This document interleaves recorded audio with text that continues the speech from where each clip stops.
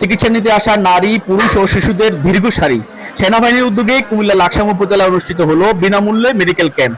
মঙ্গলবার সকাল ৯টায় লাকসাম উপজেলার বদরুন্নেসা ও ফয়জুন্নেসা যুক্ত উচ্চ বিদ্যালয়ের প্রাঙ্গণে সেনাবাহিনীর ৩৩ পদাতিক ডিভিশনের আয়োজনে এই ক্যাম্প অনুষ্ঠিত হয়।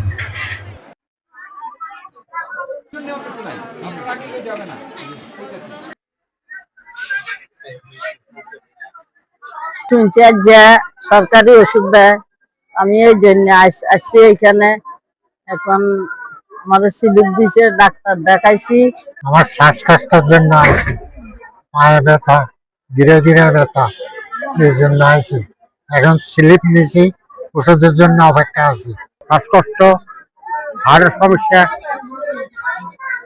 খাওয়া দাওয়া করতে নিয়ে।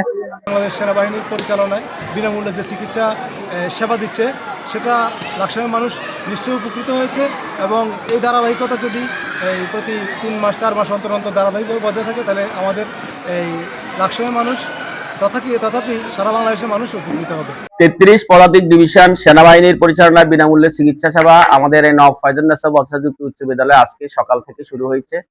অত্র এলাকার গরিব, অসহায়, হতদরিদ্র লোকজন সকাল থেকেই এখানে এসে সেনাবাহিনী দ্বারা পরিচালিত এই চিকিৎসা সেবা নিচ্ছেন। ওদের স্বপ্ন পূরণে পাশে থাকতে পেরে আমরা গর্বিত। আমরা দুস্থ এবং সাধারণ জনগণকে, যারা সহজেই বিনামূল্যে চিকিৎসা সেবা পায় না, এই জনগোষ্ঠীরকে আমরা সেবা প্রদানের জন্য বিভিন্ন বিশেষজ্ঞর সমন্বয়ে একটা মেডিকেল টিম নিয়ে আমরা আজকে এসেছি লাকসাম জেলায়। আমরা এটা নবাব ফয়জুন্নেসা ও বদরুন্নেসা যুক্ত উচ্চ বিদ্যালয়ে আমরা এই ক্যাম্পটা পরিচালনা করছি। আমাদের সাথে আমরা এই ক্যাম্পে আমরা surgical specialist, orthopaedic specialist, health care management specialist, gynaecologist, paediatrician বা শিশু বিশেষজ্ঞ, এরকম বিভিন্ন ধরনের বিশেষজ্ঞদের সমন্বয়ে আমরা একটা দল করে নিয়ে আসছি। এছাড়া আমাদের জেনারেল প্র্যাকটিশনারও কিছু ছিল। মোটামুটি আমরা 12টা বুথে আমরা রুগী দেখেছি।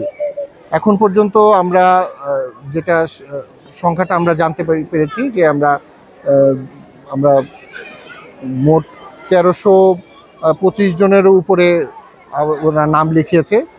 এটা প্রায় শেষের দিকে আমরা এখন রোগী দেখার কার্যক্রমটা করছি, এবং তাদের আমরা বিনামূল্যে তাদের ওষুধটা আমরা সরবরাহ করছি।